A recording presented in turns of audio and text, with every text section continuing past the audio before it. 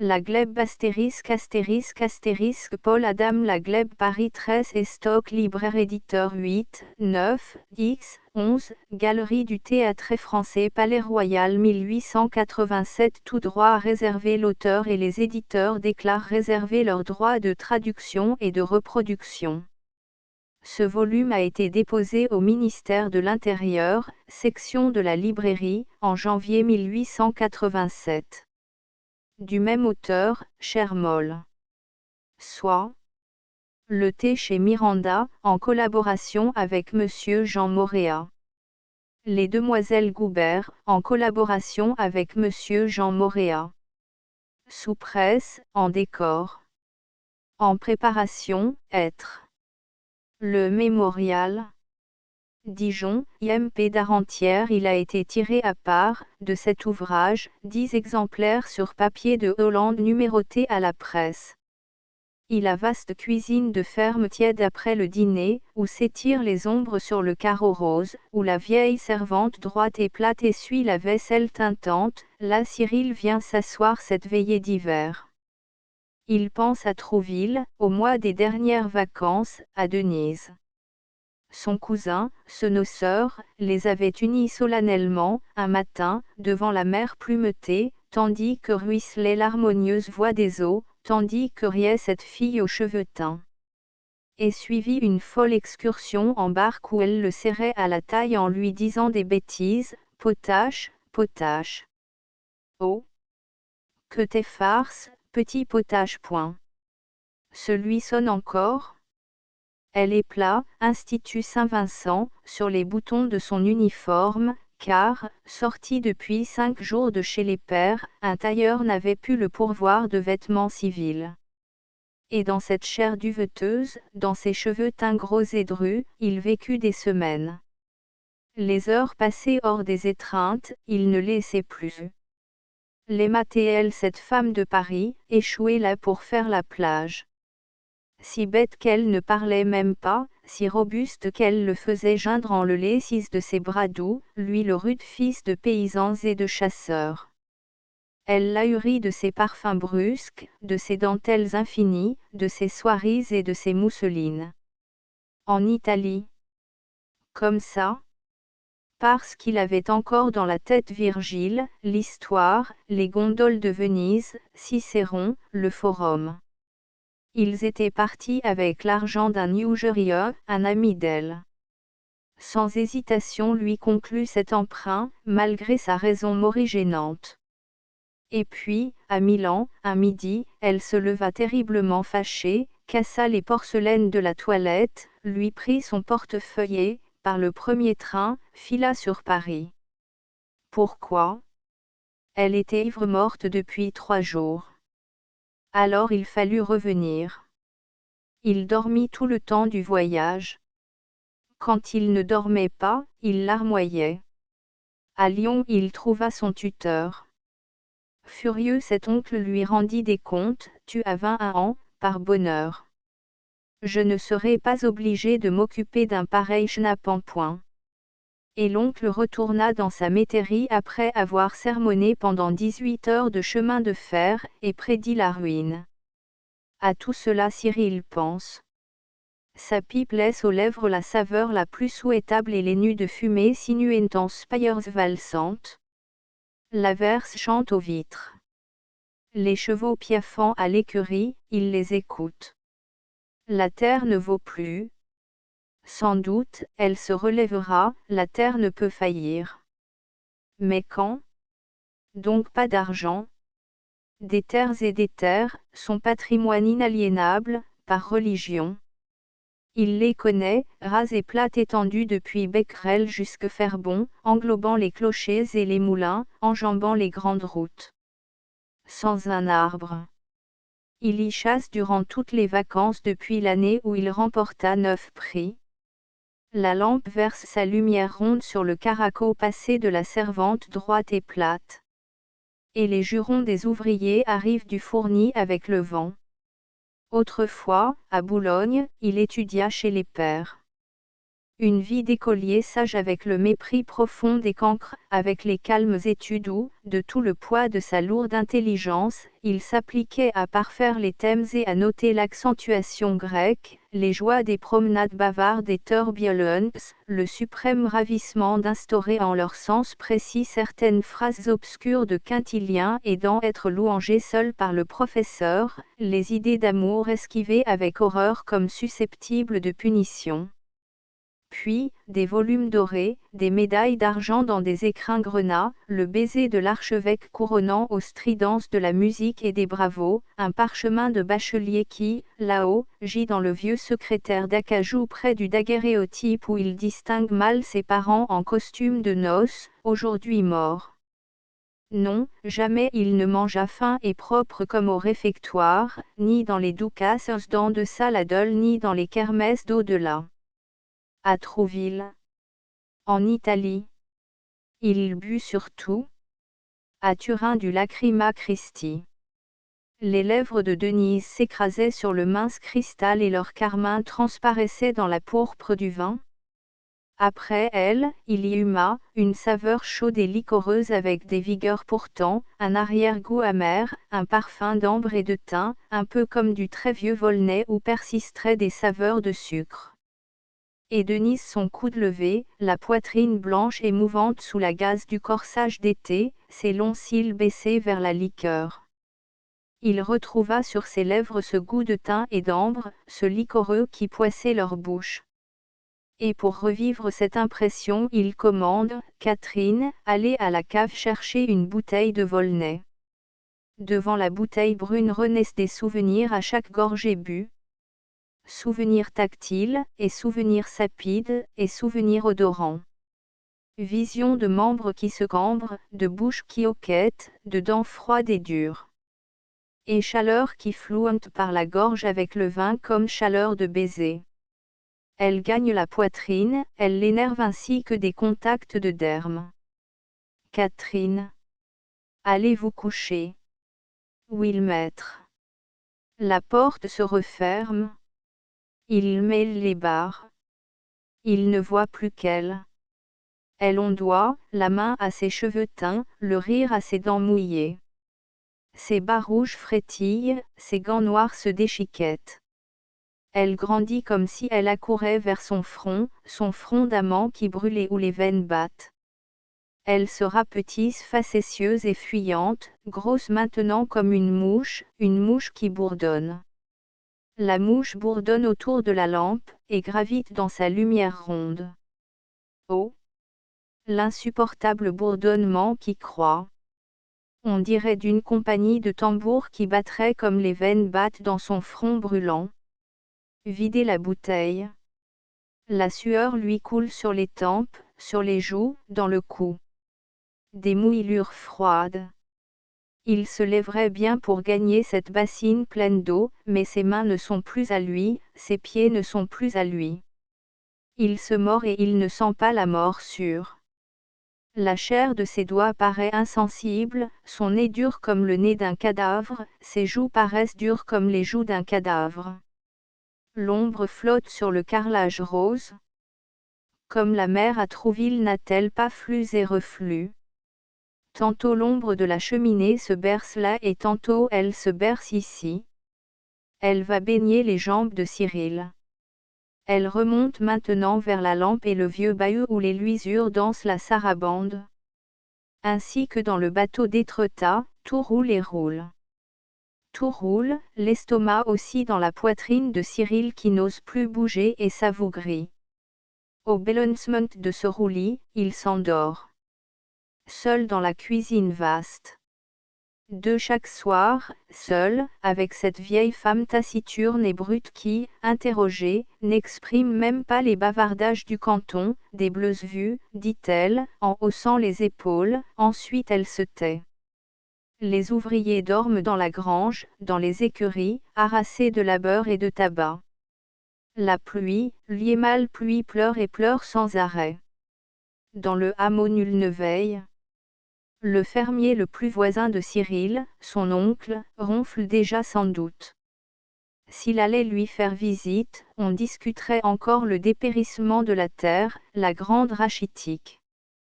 Tout le jour, il étudia ce sol malade, épuisé, tout le jour il médicamenta. Il sait aussi bien que l'oncle les fasse du mal. Pourquoi s'attrister encore à cette évocation de ruine? La ville est si loin. Les chevaux sont si lasses. Qui voir parmi l'atmosphère brillante du café sort, où le gaz clignote vers les faces ennuyées et sévères des vieux. Les jeunes, ceux de son âge, travaillent à Paris, à Douai, ils font leurs droits.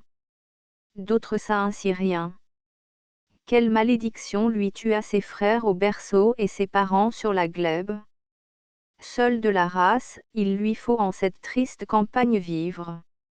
L'orgueil du rang l'empêche, lui, grand propriétaire terrien, allié au marquis de Bressel et au baron de Fourny, de se commettre avec les employés d'administration. Les officiers dépensent. Trop pauvres d'or, il ne les peut connaître.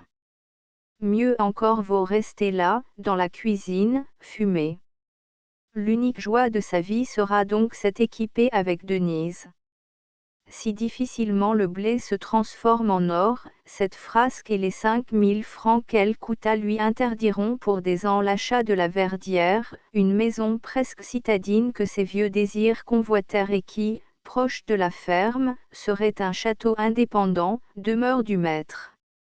Des Parisiens y passaient la belle saison autrefois, une petite fille joueuse et bien mise, un monsieur décoré et rieur qui manquait les lièvres au gîte, une dame lourde un peu, toujours en des lectures. À vendre, maintenant, la Verdière, 20 000 francs. Depuis 3 années les Parisiens n'apparurent. Et Cyril ne l'aura point ayant gâché les économies de son père avec la gueuse. Elle buvait du champagne au Havre en sa robe de satin écarlate, où ses longs gants de peau noire gisaient. Elle trempa ses ongles diaphanes dans la mousse blonde et par la fenêtre, jeta la coupe dans la mer enlunée. Comme le roi de Thulé, s'écria T.L., et elle chanta. Revivre ce chant. Catherine, du champagne, et allez vous coucher. Des soirs et des soirs Cyril l'aima de souvenirs. Il l'aima au champagne comme l'après-souper du Havre, il l'aima au cognac comme l'après-midi du wagon, Présembérieux, il l'aima au Marsala comme l'après-dîner de Vérone. Et puis, il recommença ses diverses amours des soirs, dans la vaste cuisine au carrelage rose, tandis que l'averse pleurait aux vitres. 3 vers les nuages, il marche sous le vol circuitant des corbeaux, par la plaine plissée de sillons. Il marche avec la constante inquiétude des semailles perdues, des socs brisés, des chevaux poitrinaires. De ci, de là se hérissent de chétives herbes, des brindilles palottes, éparses. Seul, toujours. Et ses pieds défoncent la terre humide. Les Kempeniuds servent les mêmes conversations que l'oncle. Quand Cyril donne la cause scientifique des phénomènes naturels, des flétrissures et des floraisons en citant les lois de la physique ou de la chimie, il lui rit à la face, de leurs gros rires idiots, en se moquant, non, c'est comme ça, parce que c'est comme ça, monsieur Cyril. On ne peut pas tout savoir. Faut pas non plus faire tant le malin avec vos balivernes de l'école. Tout ça, ça ne veut rien dire. Il s'emporta, voulut à toute force expliquer, il alla chercher des crayons, traça des figures, des formules algébriques, qu'est-ce que c'est que tout ça? Qu'est-ce que ça représente? Il n'a point de nez votre bonhomme. Et d'une quintillare leurs dos énormes tressautèrent dans les blouses. Il les jeta dehors. Ils comptèrent partout que, tout de même monsieur Cyril avait un grain et que c'était bien malheureux pour son âge. Nerveux encore de cette immuable stupidité où chope elle-même la science sainte, il marmonne en marchant, là où les corbeaux tournent et croassent. Devant s'étale la plaine rousse, nue jusqu'aux nuages qui la saignant. Rien dans la plaine et rien dans sa vie pour toujours. Quel ennui de ne plus étudier, de ne plus écrire. Il eût bien entrepris une traduction de la Pharsale en vers français, mais il n'ose, ne sachant pas de directeur qui lui dise « ceci est bien, cela est mal ». Ou le guide, ou le conseil. Il ne croit pas en l'autorité de son jugement personnel. Si humble et si timide il fut au maître. Courbé en ligne, les sarcleuses épluchent un champ, les mains au sol, les croupes au ciel. Que l'aident ces filles aux cheveux rares plaqués avec de la pommade sur les crânes ronds et bis, leurs mamelles pendent dans les caracolages, et leurs doigts rugueux aux ongles cassés fouillent les touffes de l'avoine naissante. Vers lui elles lèvent leurs yeux craintifs.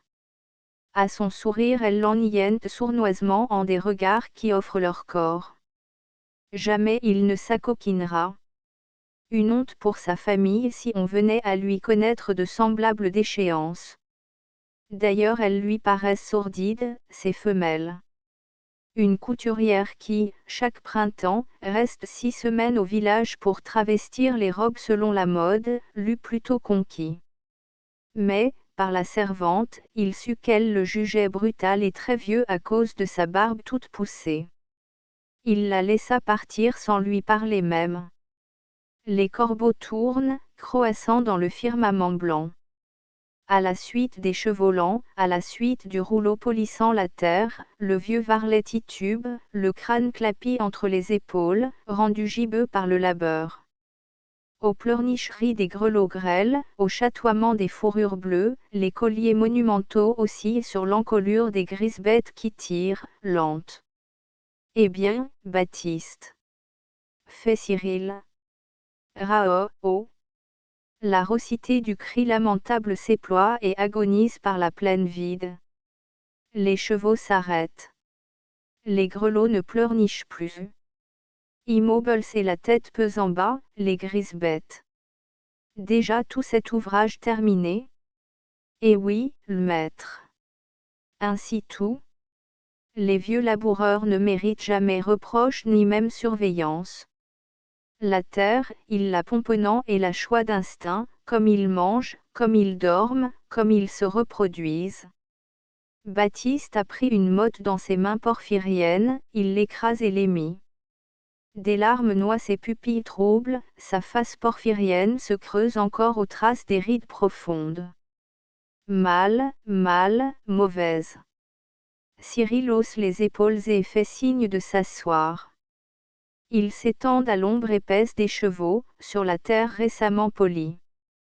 Alors, les pipes fument lent, le vieux narre, de sa voix écrasée. Il dit les moissons d'antan florissantes et belles. Et son geste gourd encadre le pays jusqu'aux nuages.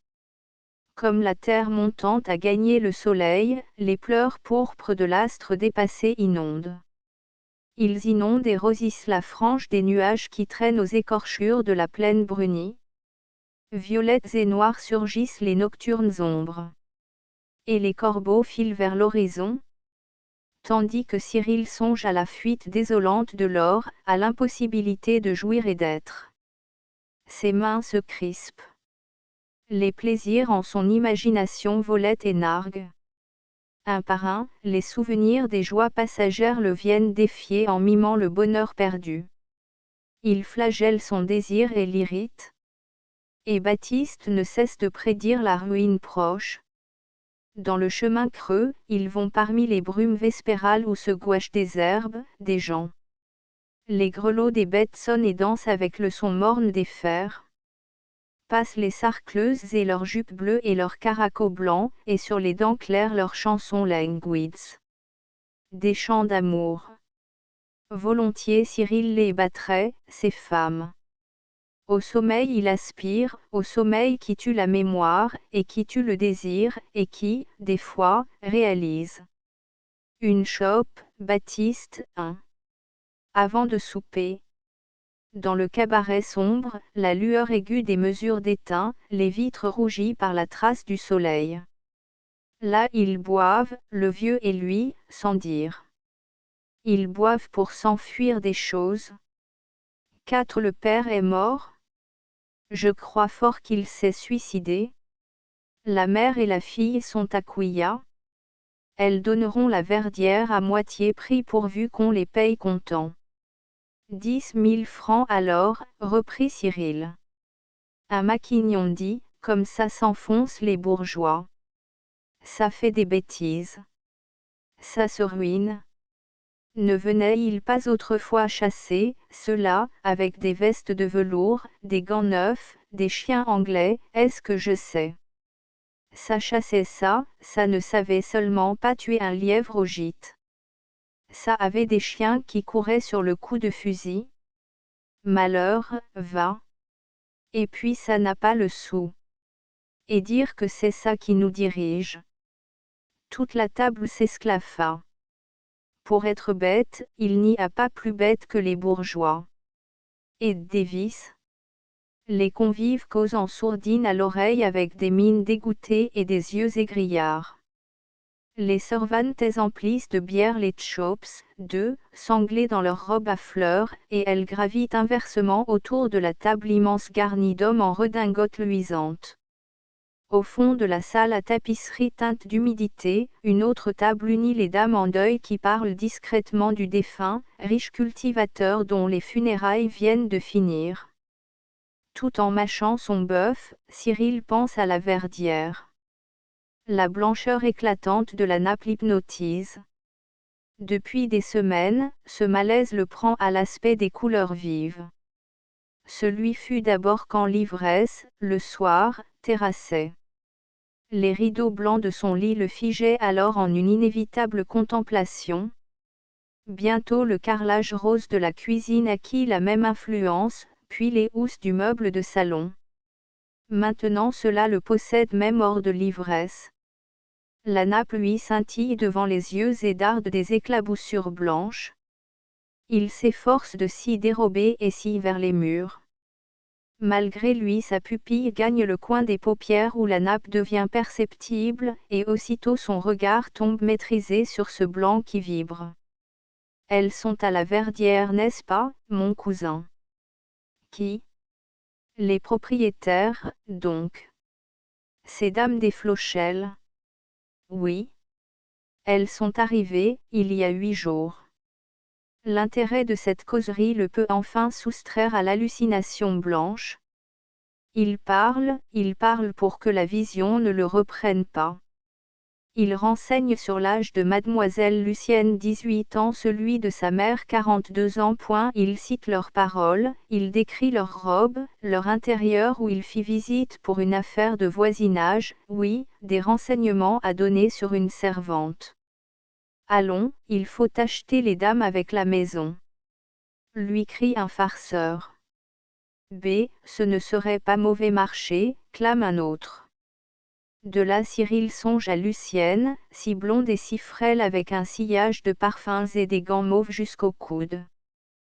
Que ne possède-t-elle des terres? Il l'épouserait. Seule elle lui livra cette note luxueuse inouïe de toute autre femme que Denise, elle fleura cette odeur unique qui suggère comme un avant-goût de possession. Le mariage le ravirait à sa tristesse, à son vice. Car il sait qu'il boit, il sait que peu à peu il devient fou. Chaque fois que l'idée d'ivresse l'enchante par ses maléfices au son des souvenirs, aux promesses de les revivre et de tarir par le sommeil tous les regrets, une puissance fantasmatique s'évoque, d'attitude narquoise, personnifiée d'un rire énorme et sans dents. Elle raille sa faiblesse infantile, lui assure que, malgré ses résolutions, il succombera encore, elle le montre par avance titubant, ridicule, courant à la folie. Elle lui décharne Denise et la travestit en un squelette dégoûtant d'alcool, riant de ce rire aux lèvres grises et suintantes. Dès lors Cyril ne désire plus que le sommeil où la hantise s'effacera, où il l'abattra. Pour obtenir cette victoire il se livre entier au vin. Avec un acharnement de lutte, il absorbe verre sur verre comme il frapperait coup sur coup. Tandis qu'il regagne sa ferme en cabriolet, ce soir-là, il sent le vol proche du rire sans dents, du squelette en robe écarlate trop large et ganté noir trop large. Cela lui clame qu'il est encore ivre comme un porc, qu'il mourra vautré dans ses vomissures, comme un porc. et de la prédiction lui naît une épouvante atroce, étranglante, ses nerfs se révoltent, leur exaspération s'essore par les mains qui cinglent du fouet et déguident la croupe du cheval galopant. Le cheval galope dans la route verdie d'ombre, entre les champs aplatis sous la lune verte, sous les buées vertes. En Lucienne Cyril espère la libératrice. Ses bras, ses longs bras minces et ses mains fluettes exorciseraient la puissance par leurs gestes graciles, relevés. Au goût de cette bouche fleurie il oublierait le goût de l'alcool. Mais elle ne possède pas de terre. Le mariage, la meilleure chance pour lui, trop seul. Avec une femme élégante et instruite, quelles exquises causeries au retour des champs. Des lectures communes, une initiation dont il assumerait le plaisir la voyant s'étonner aux œuvres littéraires, étudier, comprendre, admirer enfin et goûter des sensations d'intelligence aux siennes pareilles. Leur chair ensuite se mêlerait à l'unisson de leurs âmes. Au dîner de noces, de funérailles et de baptêmes, au banquet des doucasses et des kermesses, au bal tendu de draps blancs et orné de branches feuillues il assista, cherchant épouse. Quand le cousin de Fourmi eut remarqué les prévenances de Cyril à l'égard de mademoiselle Chrétien, il le dissuada, la montrant laide, pataude, orgueilleuse de son bétail et de ses arpents. Cyril ne résista point, étant, au fond d'avis identiques. 8 jours passés au château de Fourmi en chasse, en excellents repas, et en ivresse quotidienne née du cumé d'Amel, effacèrent la personne. Avec leurs élégances, les maigreurs rousses des demoiselles Raveline le happèrent. Elle touchait du piano à 4 mains, citait Lamartine et Chateaubriand. Il préféra Marguerite à Caroline. Souvente fois, au trot de son cheval britanniquement harnaché, il gagna la porte verte de leur brasserie distante de 6 kilomètres à peine. Dans la cour profonde où se fonce le fumier, où picorent les poules troussées, il s'arrête, un instant, le regard vers la maison basse aux vitres émaillées de capucines claires. Au perron surgissent les survêtues de cotonnades rayées et ceintes de rubans larges. Marguerite sourit, sur la peau laiteuse les taches de rousseur vives d'une existence de fleurs, tantôt closes d'ombre, tantôt épanouies à la lumière. Entré il ne conversant presque pas d'abord. Il manipule sa cravache, et fouette la poussière de ses bottes vernies jusqu'à ce qu'il se remémore des vers classiques appropriés aux circonstances. Alors ils récitent tous trois avec une émulation d'écoliers les tirades tragiques. Là il goûte une intime vanité d'homme supérieur appréciée par une compagnie d'élite.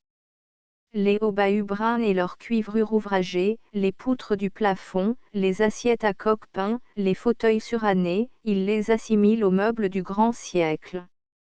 C'est le calme des classes, et sa musique d'alexandrin rythmée, sans la peur des punitions, sans la crainte des camarades, de leurs farces cruelles.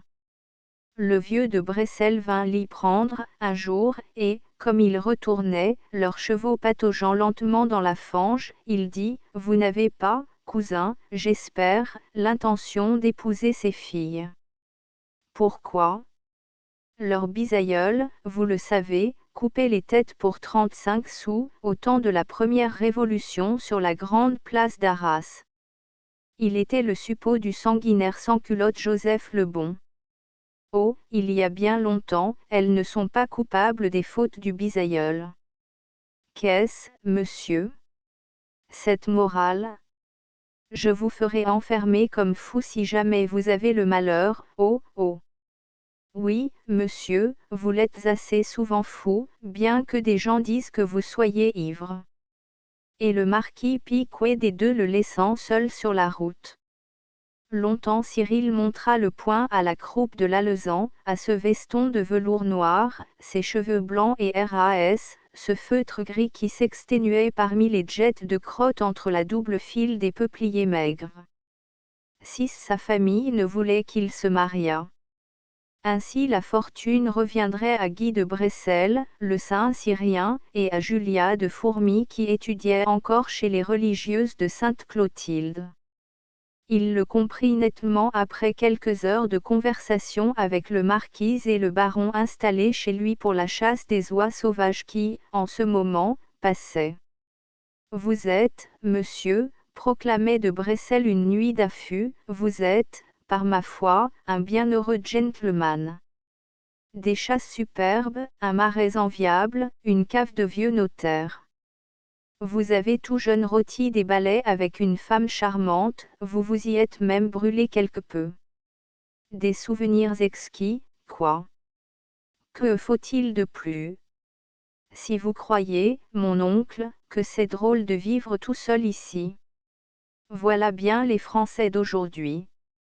La vie de gentleman farmer les ennuie. Voyez donc vos voisins les Anglais. Quel gaillard! Mon cher, vous raisonnez comme une petite fille, insista le baron. Que voulez-vous? Vivre à Paris.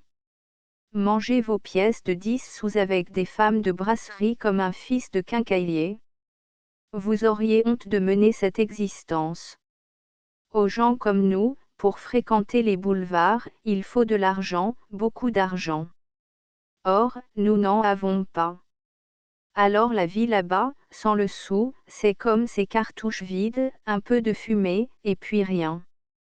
Tout le monde s'en aperçoit et se moque.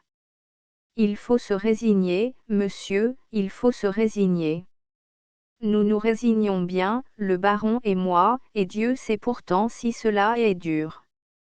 Après 10 ans de Tortoni se retirer ici, oui, c'est dur.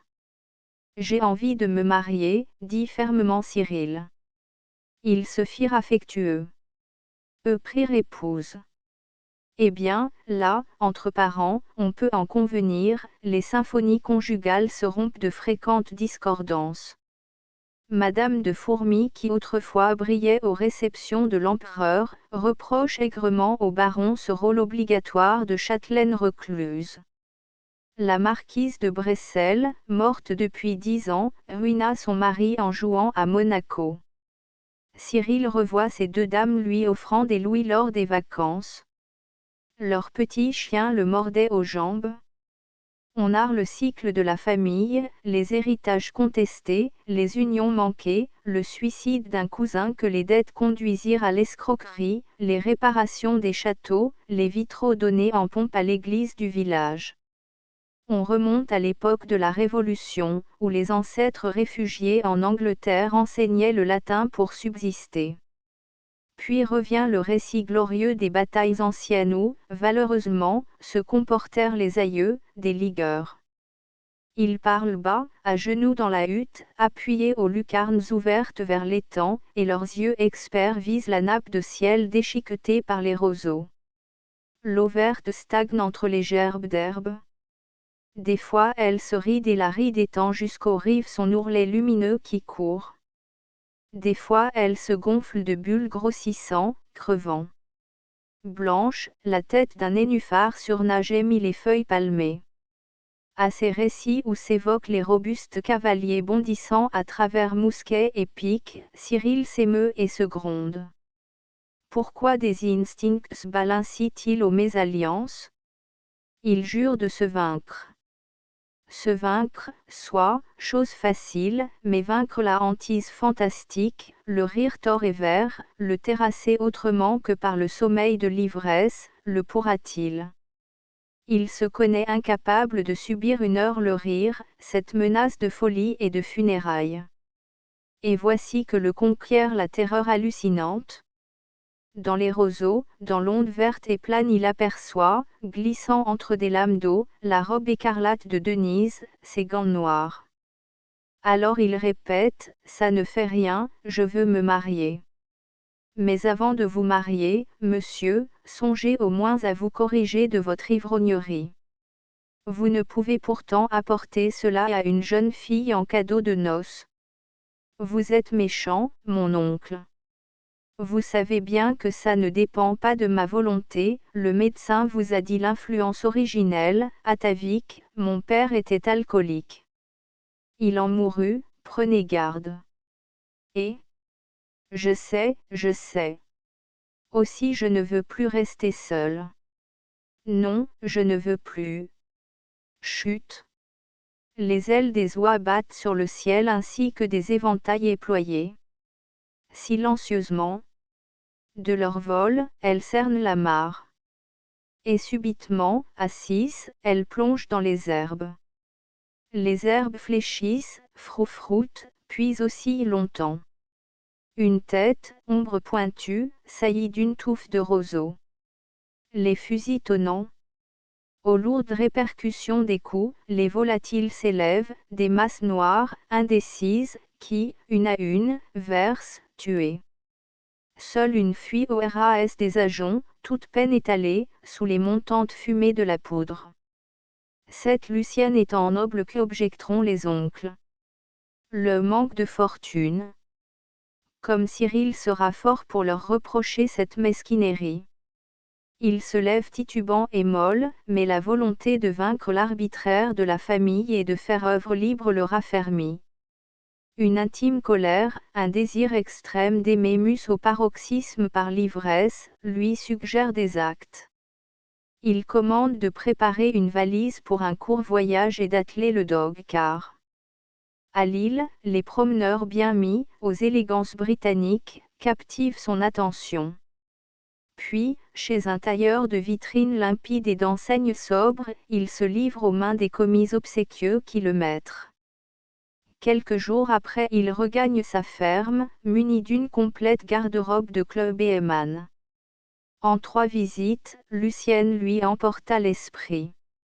Elle parlait bas avec un accent mièvre, et les paroles soupirantes fuyaient vite de ses rosâtres lèvres. Dans ses gestes effables et menus, une gentillesse de maigrillotte. Elle avait sur la taille mince, une poitrine ronde, une tête futile à veines bleues, à pupilles ardoisées, à cheveux d'ambre. Adorablement elle jouait du piano, et ses doigts fins sautelaient sans lassitude. Cyril passe ses après-midi à la Verdière dans le salon empli de colifichets, de chaises frêles et dorées, de meubles à pompons, de fleurs gerbées par gamme chromatique dans des vases simples. Des heures il contemple la nuque gracile de Lucienne et la montante torsade de sa chevelure. Alors le saisit le désir de dénouer ses cheveux, de mordre à plein baiser cette nuque blanche. Puis il se juge pur imbécile. De même que Denise, Lucienne l'enjôle.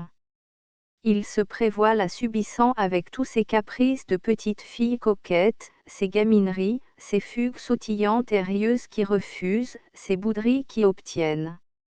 La gêne des dames des Flochelles ne se trouva point si grande qu'on l'avait dit d'abord. Lucienne, outre la propriété de la Verdière, possédait une dot. Madame des Flochelles, anglaise de naissance, irait vivre, après le mariage, dans le comté de Kent, au manoir de son père qui, très vieux, désirait une compagnie. L'aveu de ces détails intimes promut Cyril au rôle officiel de fiancé. Dès lors il se reprocha sa trop hâtive détermination. Il eut peur de Lucienne, si pauvre, sans terre, il eut peur de son charme, il craignit qu'elle ne l'abandonnât, un jour comme l'autre. Il chercha le moyen de rompre. Puis le soir, chez lui, quand le goût amer de l'alcool lui remémorait les extases de ses amours débutantes, la vision de la jeune fille si différente de l'autre, exquise, lui promettait des délices encore neuves, pudiques et mystérieuses, dont le rêve le pressait. Il aurait la Verdière, et la modicité de ses ressources demeurerait inconnue des paysans. Car, autrement, le domaine pouvait échoir à un autre acquéreur et les gens ne failliraient pas alors à le dire ruiné.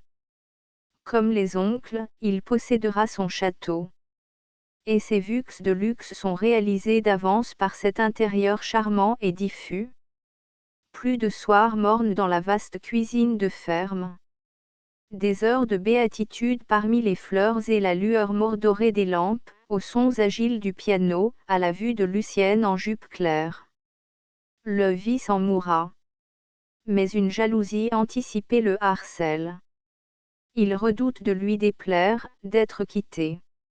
Bien que sûr d'abandonner son habitude, il appréhende une minute de faiblesse, où sa résolution sombrerait, et qui, pour toujours, la dégoûterait d'un ivrogne. Un autre alors la lui enlèvera, et il s'attarde à méditer des vengeances extraordinaires, éternelles. Une scène terrible avec le marquis de Breselles détermina Cyril. Il déclara qu'il ne voulait consentir à sacrifier sa vie pour accroître la fortune de ses cousins et devenir vieillard à Espérance, que le célibat ne lui valait rien, qu'il aurait Lucienne des Flochelles, une jeune fille noble, instruite, d'une élégance extrême et de goût modeste, qu'il n'était plus un enfant, que sa famille pouvait bien ne pas assister au mariage, que cela lui paraissait indifférent. Ils s'épousèrent à minuit selon le rite de la famille dans la chapelle du château de Fourmies, au milieu de buissons de cierges. En Écosse, au bord d'un lac uni, et ceint de grandes roches violettes qui s'y miraient, ils vécurent un mois en des extases, en des frémissements. 8. Le soleil fulgure vers les betteraves violettes et miroitantes, vers la masse tassée des blés pâles. Parmi l'énorme bruissement des fœtus et des guêpes, le ciel jaillit, s'incurve bleu. Sur la terre Cyril s'est couché, et ses yeux s'y lacérés par les lueurs de l'air. Il a fui la maison de peur de crime. Le saint Cyrien de Breselles causait bas à sa femme qui, écoutante, souriait. Ainsi les surprit-il sous les palmiers de la serre, au retour des champs. Il a fui pour ne point tuer. Et il courut des heures, à toute force, en rond. Puis, les forces éteintes, il tomba, capable enfin de ne plus se souvenir. Du moins la vision se disloque dans son imagination lassée, dans sa tête lourde. La douleur des muscles amende la douleur de l'esprit. Que fit-il à cette femme pour qu'elle le haïsse? Son amour de vierge avouée, c'était donc l'heure. Pourquoi l'avoir reçu, pourquoi s'être donné? Le souffle passe avec peine dans sa gorge étrécie d'angoisse. Il n'est dans l'air que le bruit de son râle, et une alouette planante qui jacasse, et ses ailes qui étincellent. Lucienne tenait à sa bouche une rose blanche. La rose blanche, Cyril se la représente exacte avec un pétale jauni qui frôlait les lèvres mièvres, les dents. L'autre la voulait avoir, et elle refusait en riant. Le rire, la nuque penchée sous les frisures et le casque de cheveux lisses, le rire et la nuque penchée pour plaire à un autre. Cela le torture. Il imagine quelles durent être leurs moqueries à son égard. Et cependant pour elle, il se transforma, il tua son habitude de vin. Jamais l'ivresse ne le reprit bien qu'il eût voulu enfouir ses craintes jalouses dans le sommeil lourd de l'alcool.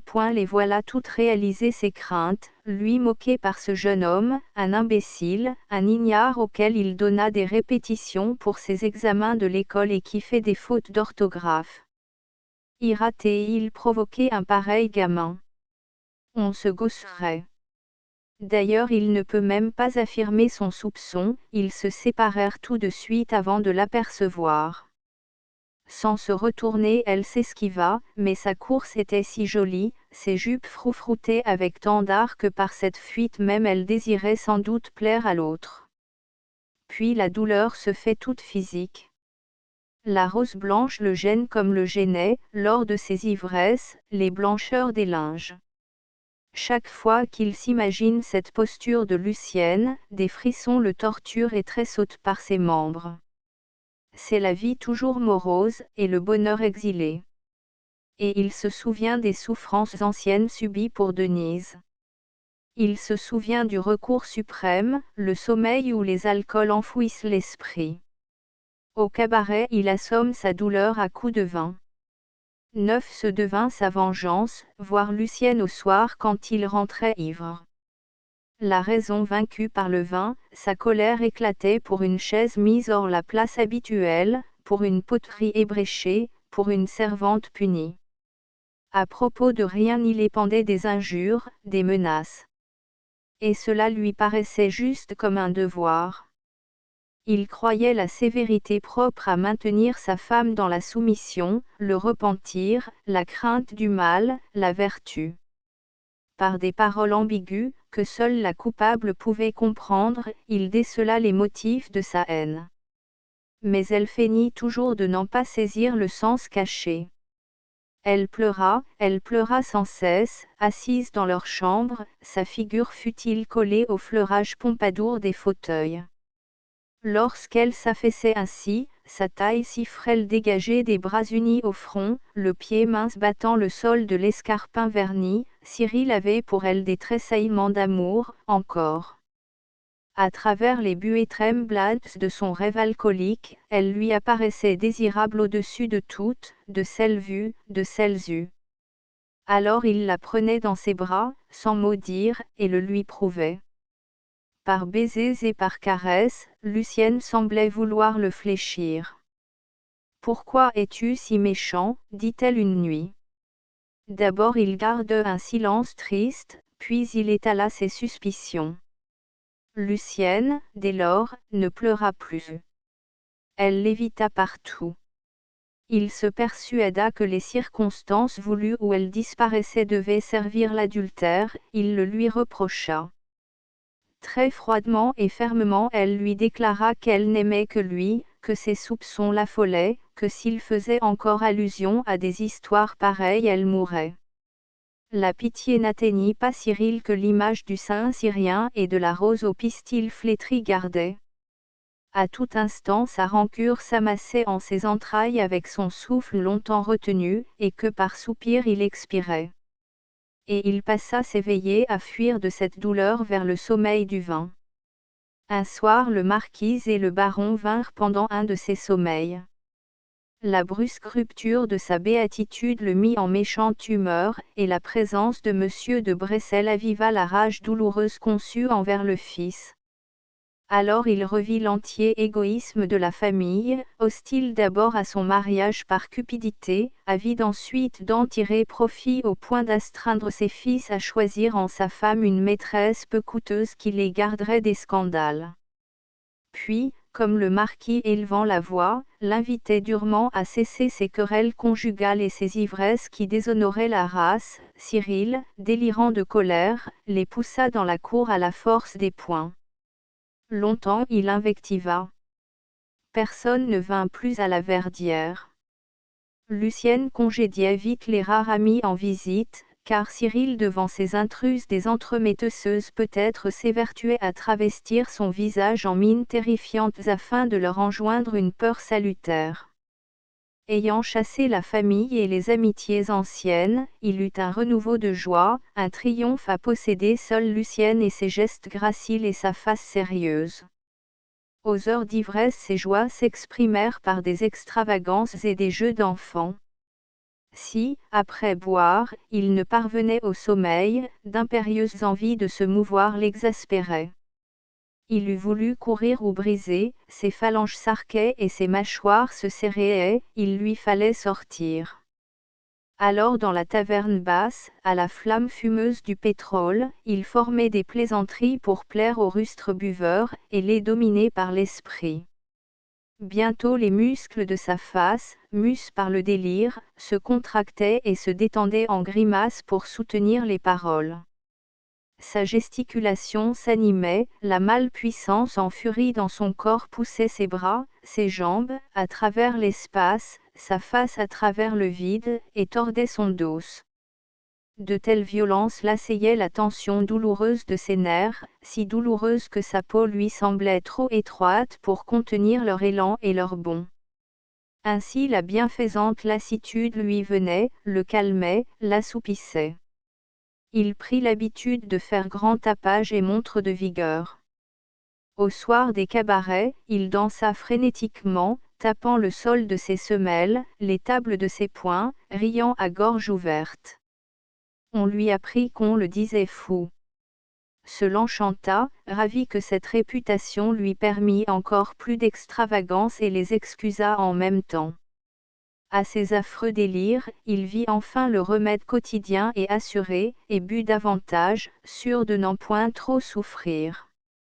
Cependant si, fatigué de ses grimaces et gestes, le rire des gens lui devenait hostile et railleur, il interrompait brusquement sa mimique en roulant des yeux féroces tout prêts à faire rire les insolents, et, dans le silence subitement venu, il démolissait d'un formidable coup une table, une chaise pour instruire le cercle des spectateurs muets et peureux de quelle force il les saurait assaillir. Les autres restaient immobiles, serrés entre eux comme des bêtes craintives. En tout son orgueil, Cyril les examinait eux, leurs visages pâles, leurs blouses tassées contre les murs gris de suie, la cabaretière effarée mettant sa vaisselle à l'abri, et les plus résolus préparant leurs poings. Alors, sûr de la terreur inspirée, las aussi de ses efforts physiques, il leur tendait la main, et commandait de la bière pour tout le monde. Il se jugea très spirituel puisque ses clowneries lui valaient l'approbation des spectateurs, il se jugea très supérieur puisqu'on le redoutait. Par les rues simples du village, il passait silencieux et sombre, jouant le Seigneur. Et un amour extrême pour Lucienne l'emporta. Le sentiment d'avoir vaincu le saint syrien, d'avoir rompu cette passion mauvaise, d'être seul aimé, ce furent des délices neuves, sauvages. Il rechercha des voluptés mauvaises. Lorsque par la pâleur de sa face et la fatigue navrée du geste, Lucienne laissait comprendre sa souffrance d'être honnie ainsi qu'une fille, il souffrait de sa douleur autant qu'elle, son souffle se précipitait, des larmes lui montaient aux paupières, mais il n'interrompait pas la suite des récriminations, et, portant le mal au paroxysme, il goûtait d'extatique volupté à la posséder dans sa douleur. Étouffer ses sanglots d'une étreinte forte et maîtresse, boire ses larmes lourdes, ainsi affirmait-il sa conquête par la brutalité du viol triomphant. L'évangile clos, Cyril se rassit, comme tout le monde. Jaune, le soleil coule aux colonnes du chur, aux côtés du Christ culminant le tabernacle de cuivre. Silencieusement sous la nef évidée, les rustres se voûtant leurs blouses sombres, parmi la poussière familière qui grisaille les murailles. À grand mal, Cyril s'évertue pour fuir son obstination d'ivresse, une envie sans cause de gifler le curé qui se prélasse à l'autel dans les ors et les moires. Dès l'instant où il franchit avec Lucienne le seuil de l'église, ce besoin le harcela. Et ses poings se crispent comme si déjà ils étreignaient le prêtre. Il étire ses doigts moites, puis lisse sa manche pour distraire son geste irrité. Contre l'idée absurde il s'indigne, et ses anciens respects acquis aux religieux s'indignent, et sa volonté s'indigne d'être subjugué par ce désir bête. Mais sa colère croît à mesure qu'il tente de retrouver la saine intelligence. S'il construit des arguments raisonnables, tôt des accès de rage les effilent et les déchirent, et ses muscles se tendent pour le détourner de la raison. Alors dans ce lécis d'efforts contradictoires, une vision surgit armée de vraisemblances et de réels souvenirs, l'ecclésiastique aux mains blanches, il le vit souvent auprès de sa femme, souvent elle se confesse, elle-même orne la chapelle de la Vierge l'après-midi.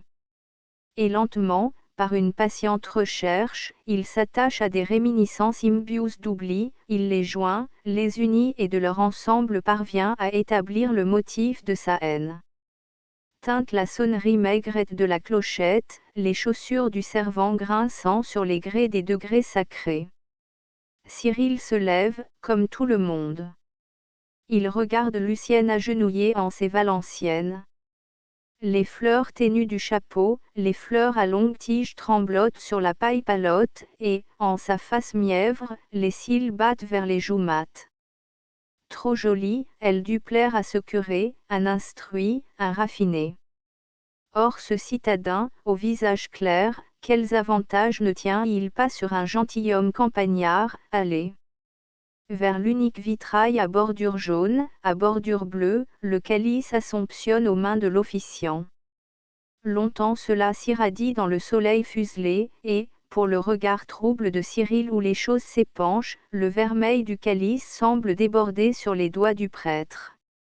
Ce l'exaspère. Voilà que ses chairs se dorent maintenant à ce pleutre, comme ses ornements sacerdotaux. De telles transformations, sans doute, affolèrent Lucienne, comme ses doigts grêles enfoncés dans les dentelles de l'aube. Oh! Par la tête brûlante de Cyril, la passion de lacérer chasuble et Aurerie, de vider le calice, en piétinant l'efféminé, dominu vobiscum. De face à présent ils narguent ne diront pas. Et l'Iliade a visé Lucienne. Cyril l'aperçut malgré l'onction que le sournois affecte.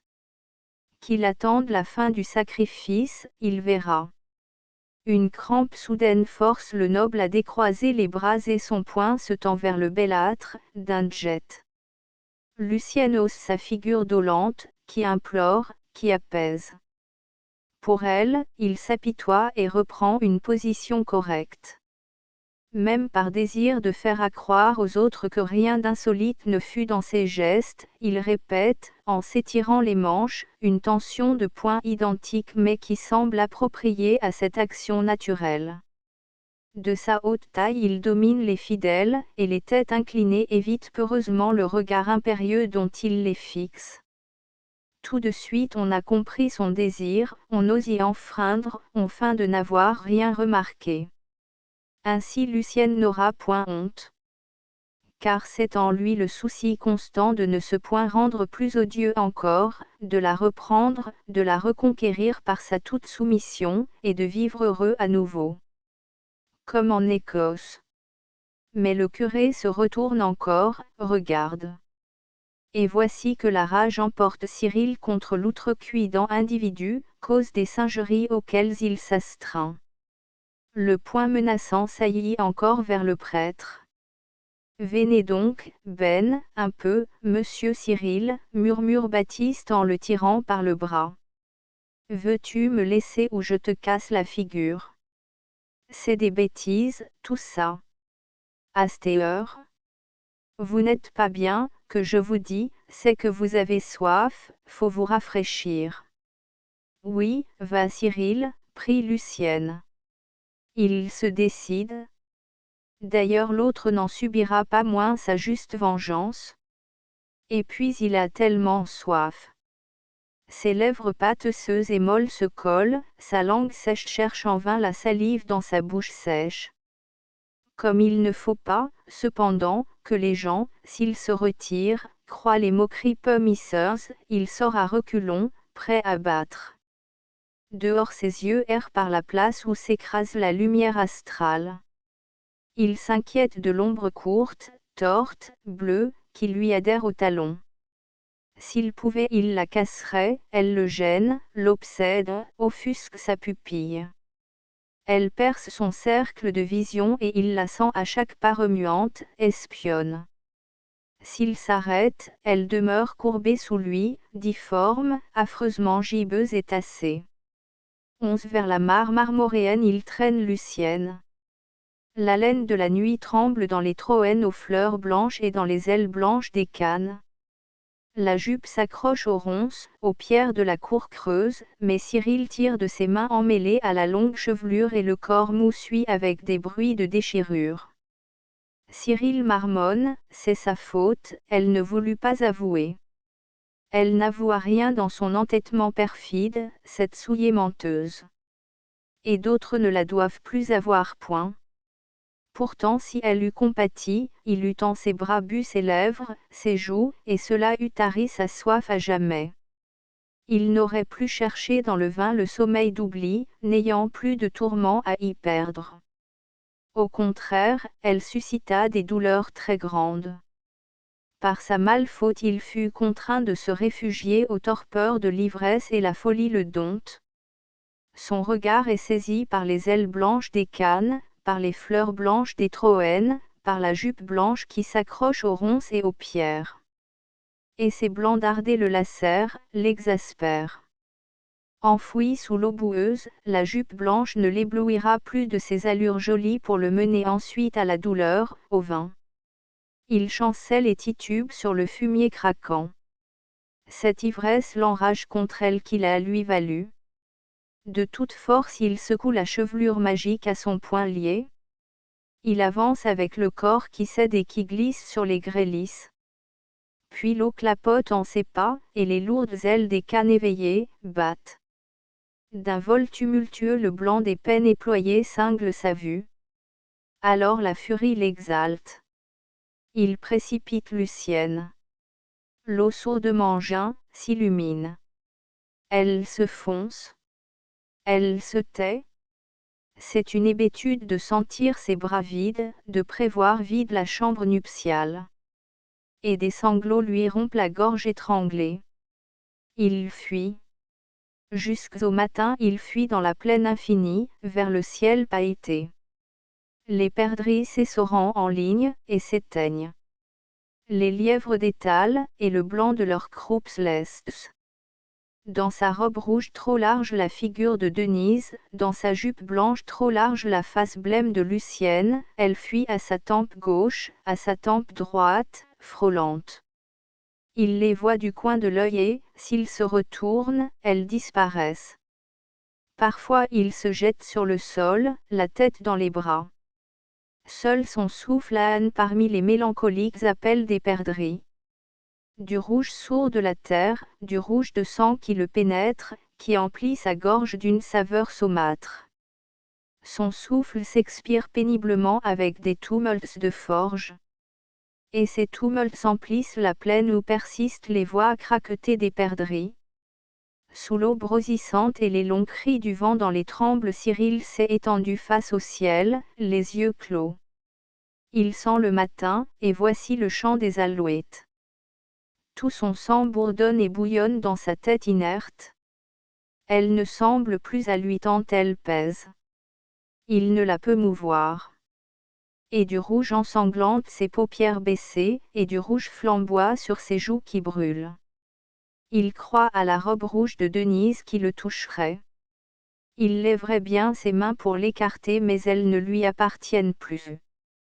Et le rouge se pourpre, tourne au grenat vineux, au noir, du noir lourd qui plane et lentement descend, c'est la mort, pense Cyril. Un calme bienfaisant lui fréquille les membres.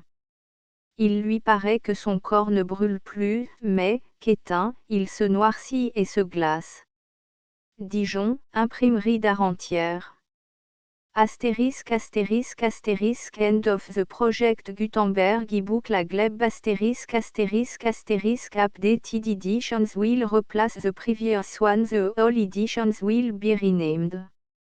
Creating the works from print editions not protected by US copyright law means that no one owns a United States copyright in these works, so the Foundation, and you, can copy and distribute it in the United States without permission and without paying copyright royalty.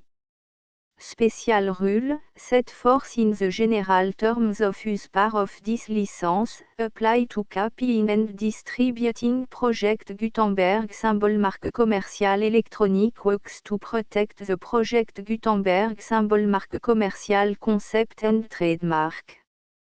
Project Gutenberg is a registered trademark, and may not be used if you charge for an e-book, except by following the terms of the trademark license, including paying royalty for use of the Project Gutenberg trademark. If you do not charge anything for copy of this e-book, complying with the trademark license is very easy. You may use this ebook for nearly any purpose such as creation of derivative works, report, performance and research. Project Gutenberg ebooks may be modified and printed and given away. You may do practically anything in the United States with ebooks not protected by US copyright law. Redistribution is subject to the trademark license, especially commercial redistribution. Start, full license. The full Project Gutenberg license. Please read this before you distribute or use this work to protect the Project Gutenberg symbol marque commerciale mission of promoting the free distribution of electronic works, by using or distributing this work, or any other work associated in any way with the phrase Project Gutenberg, you agree to comply with all the terms of the full Project Gutenberg symbol marque commerciale licence available with this file or online at www.gutenberg.org/licence. Section 1. General Terms of Use and Redistributing Project Gutenberg symbol marque commerciale electronic works. 1.a By reading or using any part of this Project Gutenberg symbol marque commerciale electronic work, you indicate that you have read, understand, agree to and accept all the terms of this license and intellectual property, trademark/copyright, agreement. If you do not agree to abide by all the terms of this agreement, you must cease using and return or destroy all copy of Project Gutenberg symbol marque commerciale electronic works in your possession.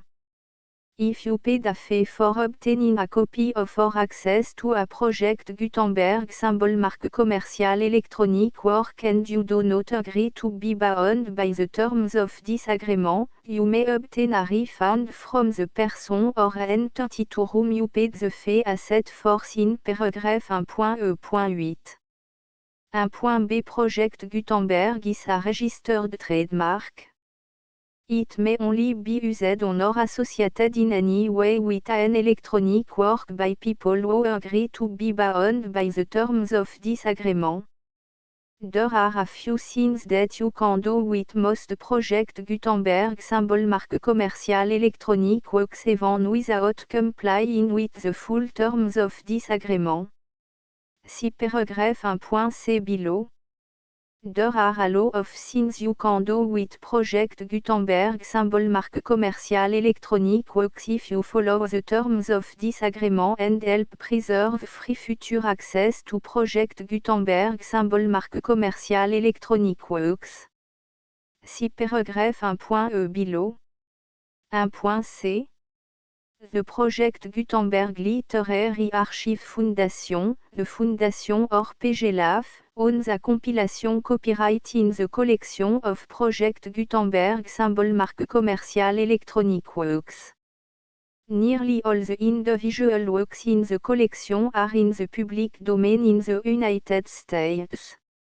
If an individual work is unprotected by copyright law in the United States and you are located in the United States, we do not claim a right to prevent you from copying, distributing, performing, displaying or creating derivative works based on the work alone as all references to Project Gutenberg are removed. Of course, we hope that you will support the Project Gutenberg symbol marque commerciale mission of promoting free access to electronic works by freely sharing Project Gutenberg symbol marque commerciale works in compliance with the terms of this agreement for keeping the Project Gutenberg symbol marque commerciale name associated with the work. You can easily comply with the terms of this agreement by keeping this work in the same format with its attached full Project Gutenberg symbol marque commerciale licence when you share it without charge with others. 1.d. The copyright laws of the place where you are located also govern what you can do with this work. Copyright laws in most countries are in a constant state of change. If you are outside the United States, check the laws of your country in addition to the terms of this agreement before downloading, copying, displaying, performing, distributing or creating derivative works based on this work or any other Project Gutenberg symbol marque commercial work. The Foundation makes no representations concerning the copyright status of any work in any country other than the United States.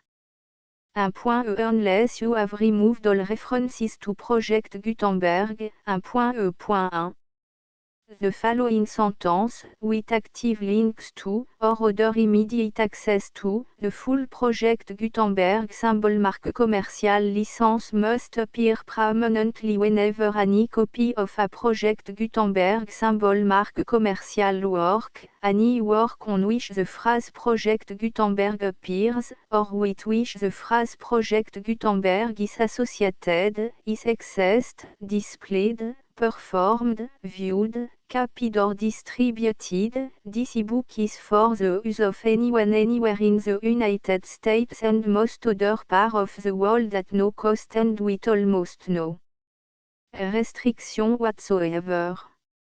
You may copy it, give it away or reuse it under the terms of the Project Gutenberg license included with this e-book or online at www.gutenberg.org.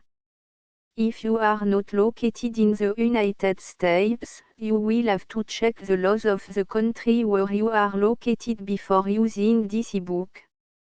1.E.2 If an individual project Gutenberg symbol marque commercial electronic work is derived from texts not protected by US copyright law, does not contain a notice indicating that it is posted with permission of the copyright holder, the work can be copied and distributed to anyone in the United States without paying any fees or charge.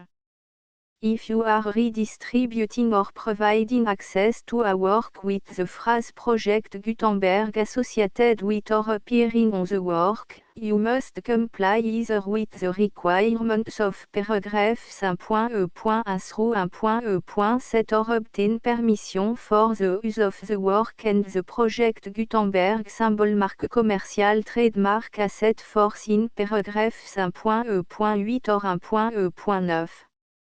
1.E.3 If an individual project Gutenberg symbol marque commercial electronic work is posted with the permission of the copyright holder, your use and distribution must comply with both paragraphs 1.E.1 through 1.E.7 and any additional terms imposed by the copyright holder. Additional terms will be linked to the Project Gutenberg symbol marque commercial license for all works posted with the permission of the copyright holder found at the beginning of this work. 1.E.4 Do not unlink or detach or remove the full Project Gutenberg symbol marque commercial license terms from this work, or any file containing a part of this work or any other work associated with Project Gutenberg symbol marque commercial. 1.E.5 Do not copy, display, perform, distribute or redistribute this electronic work, or any part of this electronic work, without permanently displaying the sentence set forth in paragraph 1.E.1 with active links or immediate access to the full terms of the Project Gutenberg symbol marque commercial license. 1.E.6 You may convert to and distribute this work in any binary, compressed, marked up, non-proprietary or proprietary form, including any word processing or hypertext form. However, if you provide access to or distribute copy of a Project Gutenberg symbol marque commercial work in a format other than plain vanilla ASCII or other format used in the official version posted on the official Project Gutenberg symbol marque commercial website, www.gutenberg.org you must, at no additional cost, fee or expense to the user, provide a copy, a means of exporting a copy, or a means of obtaining a copy upon request, of the work in its original plain vanilla ASCII or other form. Any alternate format must include the full Project Gutenberg symbol marque commercial license as specified in paragraph 1.E.1. 1.E.7 Do not charge a fee for access to, viewing, displaying, performing, copying or distributing any project Gutenberg symbol marque commerciale works unless you comply with paragraphe 1.e.8 or 1.e.9. 1.e.8. You may charge a reasonable fee for copy of or providing access to or distributing project Gutenberg symbol marque commerciale electronic works provided that you pay a royalty fee of 20% of the gross profit you derive from the use of project Gutenberg symbol marque commerciale works calculated using the method you already use to calculate your applicable tax. The fee is owed to the owner of the project Gutenberg symbol marque commerciale trademark, BU et HAS agreed to donate royalty under this paragraph to the project Gutenberg Literary Archive Foundation.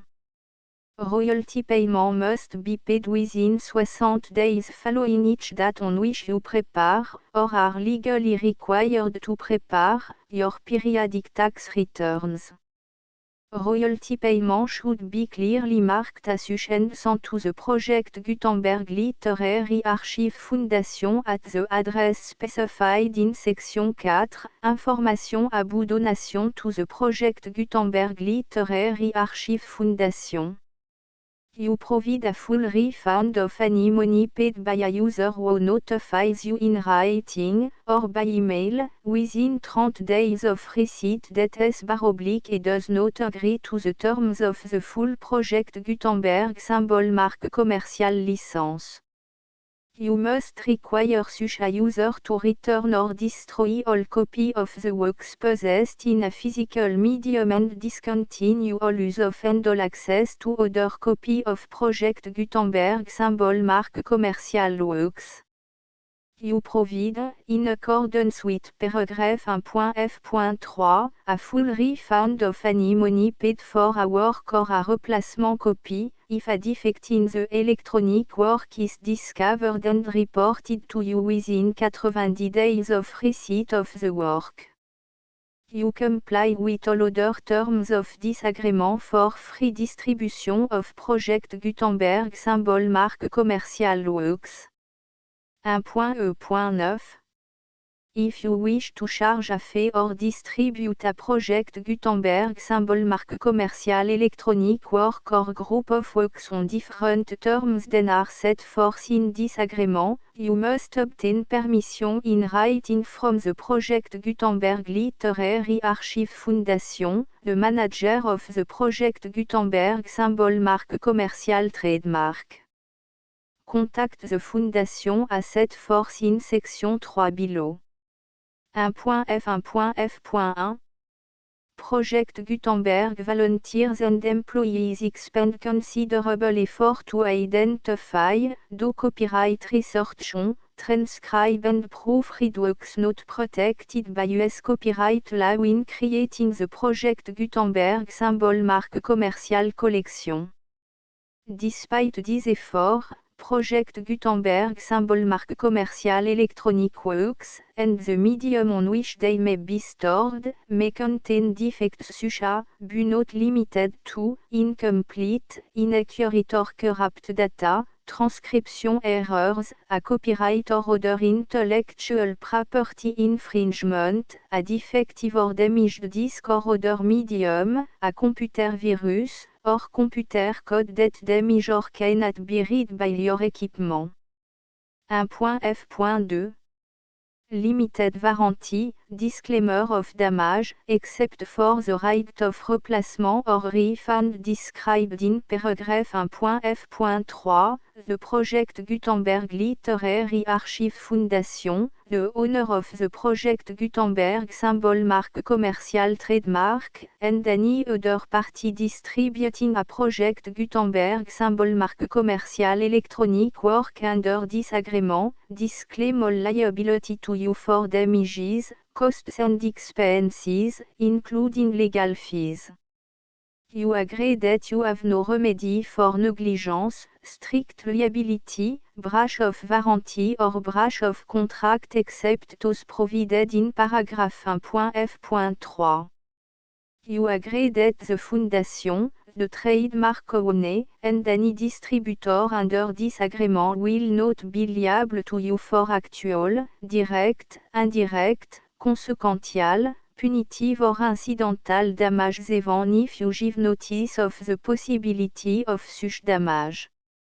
1.f.3 Limited right of replacement or refund, if you discover a defect in this electronic work within 90 days of receiving it, you can receive a refund of the money, if any, you paid for it by sending a written explanation to the person you received the work from. If you received the work on a physical medium, you must return the medium with your written explanation. The person or entity that provided you with the defective work may elect to provide a replacement copy in lieu of a refund. If you received the work electronically, the person or entity providing it to you may choose to give you a second opportunity to receive the work electronically in lieu of a refund.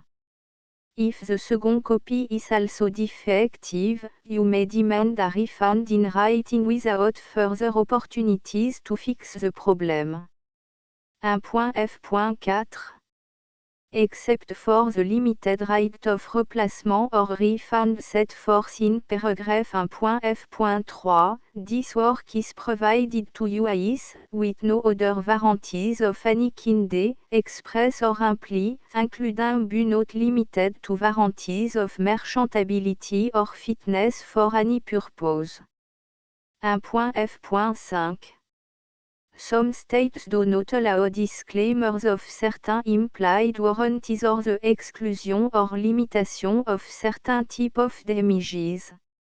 If any disclaimer or limitation set forth in this agreement violates the law of the state applicable to this agreement, the agreement shall be interpreted to make the maximum disclaimer or limitation permitted by the applicable state law. The invalidity or unenforceability of any provision of this agreement shall not void the remaining provision. 1.f.6 Indemnity, you agree to indemnify and hold the foundation, the trademark owner, any agent or employee of the foundation, anyone providing copy of Project Gutenberg symbol marque commercial electronic works in accordance with this agreement, and any volunteers associated with the production, promotion and distribution of Project Gutenberg symbol marque commercial electronic works, harmless from all liability, costs and expenses, including legal fees, that arise directly or indirectly from any of the following which you do or cause to occur. A. Distribution of this or any Project Gutenberg symbol marque commercial work. B. Alteration, modification, or addition or deletions to any Project Gutenberg symbol marque commercial work. And C. Any defective cause. Section 2. Information about the mission of Project Gutenberg symbol marque commercial. Project Gutenberg symbol marque commercial is synonymous with the free distribution of electronic works in format readable by the widest variety of computer including obsolete, old, middle-aged and new computer. It exists because of the effort of hundreds of volunteers and donations from people in all walks of life. Volunteers and financial support to provide volunteers with the assistance they need are critical to reaching Project Gutenberg symbol marque commercial's goals and ensuring that the Project Gutenberg symbol marque commercial collection will remain freely available for generations to come. In 2001, the Project Gutenberg Literary Archive Foundation was created to provide a secure and permanent future for Project Gutenberg symbol marque commercial and future generations. To learn more about the Project Gutenberg Literary Archive Foundation and how your efforts and donations can help, see section 3 and 4 and the Foundation information page at www.gutenberg.org. Section 3. Information about the Project Gutenberg Literary Archive Foundation. The Project Gutenberg Literary Archive Foundation is a non-profit 501 c3 educational corporation organized under the laws of the state of Mississippi and granted tax-exempt status by the Internal Revenue Service. The Fondation SEIN or Federal Tax Identification Number is 64 à 6 221 541. Contribution to the Project Gutenberg Literary Archive Foundation are tax deductible to the full extent permitted by U.S. federal laws and your state's laws. The Foundation's business office is located at 809 North 1500 West, Salt Lake City, U84 116, 801, 596 à 1887. Email contact links and up-to-date contact information can be found at the Foundation's website and official page at www.gutenberg.org/contact. Section 4. Information about donation to the Project Gutenberg Literary Archive Foundation. Project Gutenberg symbol marque commercial depends upon and cannot survive without widespread public support and donation to carry out its mission of increasing the number of public domain and licensed works that can be freely distributed in machine-readable form accessible by the widest array of equipment including outdated equipment. Many small donations, $1 to $5,000, are particularly important to maintaining tax-exempt status with the IRS. The Foundation is committed to complying with the laws regulating charities and charitable donations in all 50 states of the United States. Compliance requirements are not uniform and it takes a considerable effort, much paperwork and money fees to meet and keep up with these requirements. We do not solicit donations in locations where we have not received written confirmation of compliance. To send donation or determine the status of compliance for any particular state, visit www.gutenberg.org/donate. While we cannot and do not solicit contribution from states where we have not met the solicitation requirements, we know of no prohibition against accepting unsolicited donation from donors in such states who approach us with offers to donate. International donations are gratefully accepted, but we cannot make any statements concerning tax treatment of donations received from outside the United States. US laws alone swam for small staff. Please check the Project Gutenberg web page for current donation methods and addresses. Donations are accepted in a number of other ways including checks, online payments and credit card donations. To donate, please visit www.gutenberg.org/donate. Section 5. Général information about Project Gutenberg symbol marque commerciale Electronic Works. Professor Michael S. R. was the originator of the Project Gutenberg symbol marque commerciale concept of a library of electronic works that could be freely shared with anyone. For 40 years, he produced and distributed Project Gutenberg symbol marque commerciale ebooks with only a loose network of volunteer support.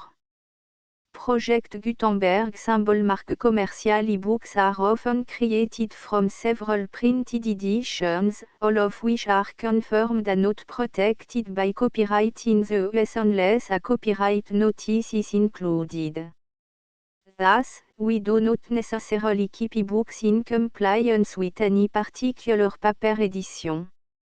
Most people start at our website which has the main page search facility, www.gutenberg.org. This website includes information about Project Gutenberg symbol marque commercial, including how to make donation to the Project Gutenberg Literary Archive Foundation, how to help produce our new ebooks, and how to subscribe to our email newsletter to read about new ebooks. La gleb I2 3 4 V 6 7 8 9 X 11 The full Project Gutenberg licence.